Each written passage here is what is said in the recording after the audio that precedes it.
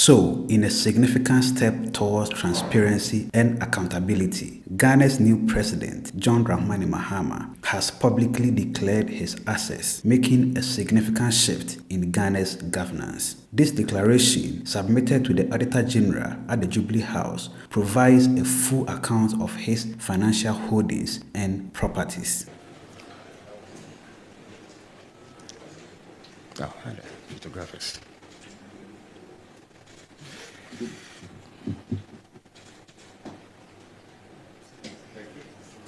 Thank you very much, Mr. President and Mr. Auditor-General. I now have the singular honor of inviting His Excellency the President to make a few remarks on why this ceremony is taking place. Thank you.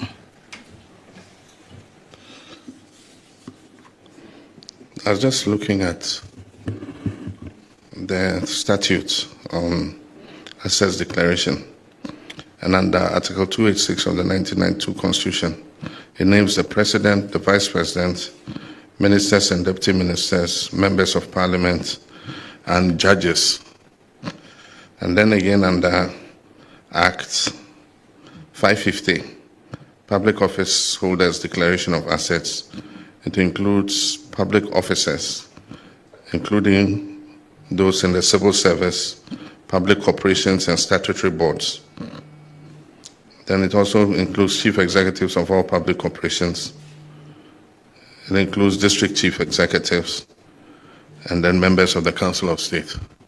There are many people in public office who do not know that they are covered under this assets declaration regime. And so, Auditor-General, there must be a reminder to all these people that they are covered under the assets declaration regime.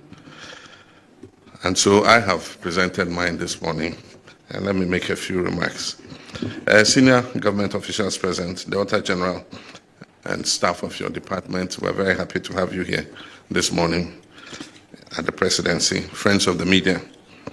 I've just performed a simple but brief, very important act of presenting my completed assets declaration forms to the Auditor-General as required by Article 286 of the 1992 Constitution and the Public Office Holders Declaration of Assets and Disqualifications Act 1998, Act 550.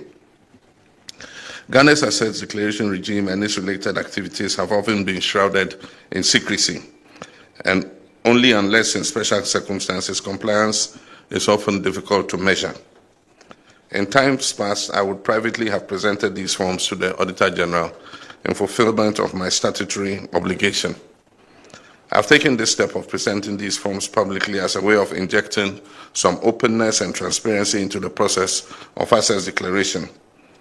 I've always maintained that while it is all well and good to punish corruption, a more effective way of addressing the canker is preventing it from occurring in the first place.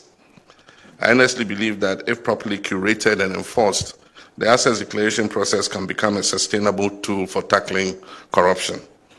Corruption by nature is insidious and thrives under the cover of darkness. The more light that is shown on it, the more likely that it will be fought successfully.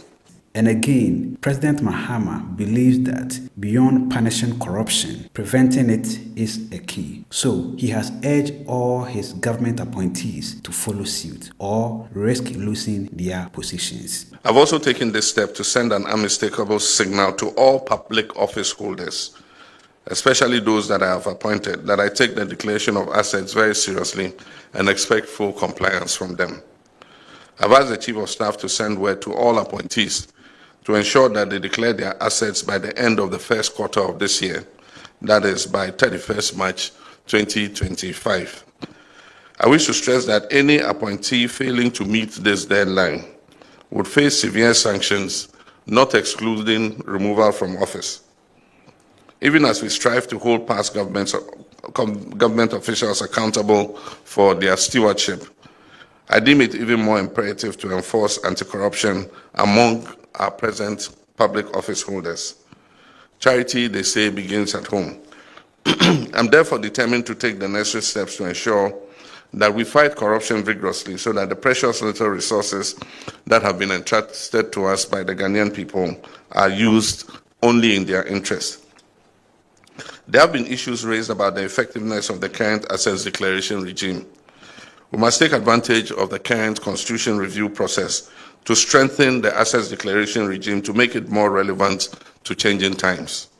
I believe that we must move to a regime where the assets so declared can be published before and after public office, so that the phenomenon of unexplained and overnight wealth obviously earned through the proceeds of corruption can be checked.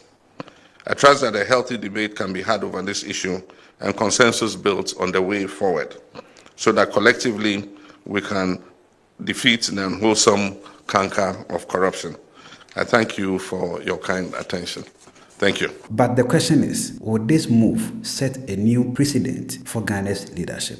Let us know your thoughts on this in the comment section below. And thank you very much for watching. My name is Sheriff Haruna. Have a joyful life and see you in the next one. Macron.